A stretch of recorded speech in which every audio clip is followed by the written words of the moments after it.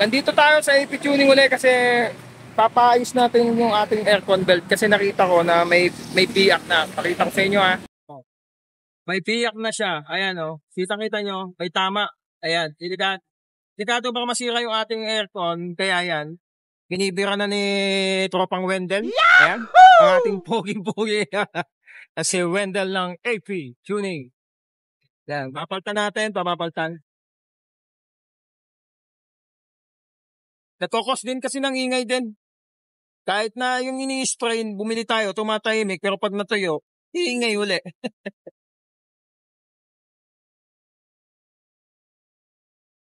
Ayan. Nabaklas na niya ha.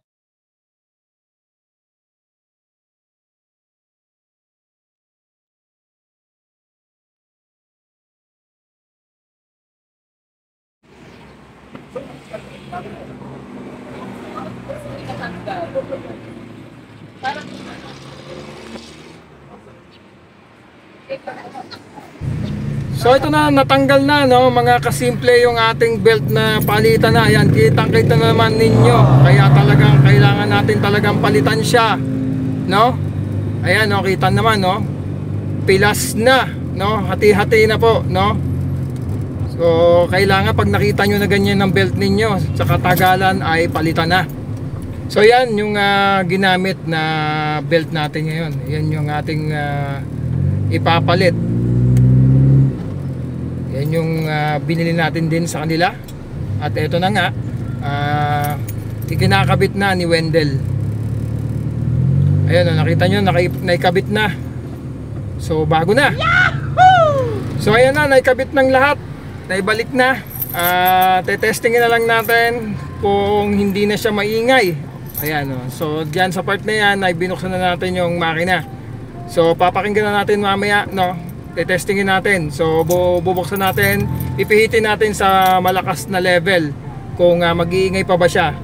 Yun, ayos na problema sa atin. Wala nang ingay, mga ano, pasimple. Ayos na ayos. Hindi na ingay. Yan. Nakaano tayo.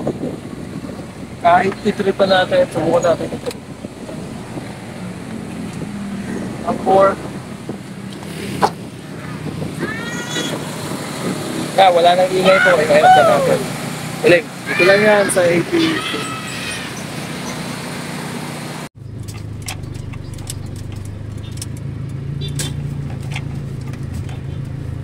Ano ba to? So ayan, ayos na yung ano, yung ating aircon, hindi na siya maingay. Nakita nyo naman, nilagay natin siya sa mataas na ano ba to, na kanyang level. Nilagay natin sa 4. Wala na siyang ingay kasi pagka ano 1 pa lang yan, umiingay na siya. Yun nga, nakita nyo naman, wasak na talaga yung ano, panay hati na yung belt. So iwas sira tayo, kaya agad-agad ay pinalta na rin natin, no? Yun ang problema. So yun, dun lang sa AP. Pagka mayroon kayo problema, kung taga dito lang din naman kayo sa malapit din kayo sa Kalamba o kataga Kalamba kayo, yan, AP Auto Works dito sa Bukal. Message nyo lang sila para antimano ma-entertain kayo pag nagpunta kayo.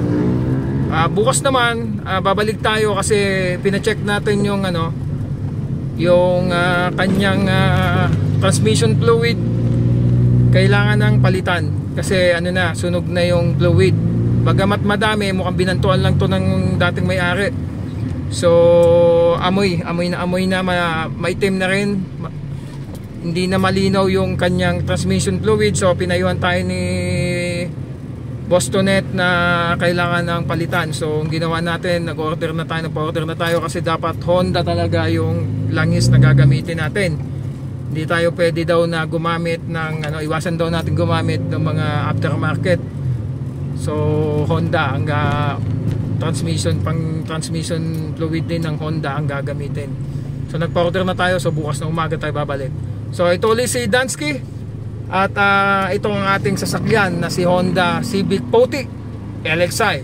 Rock on.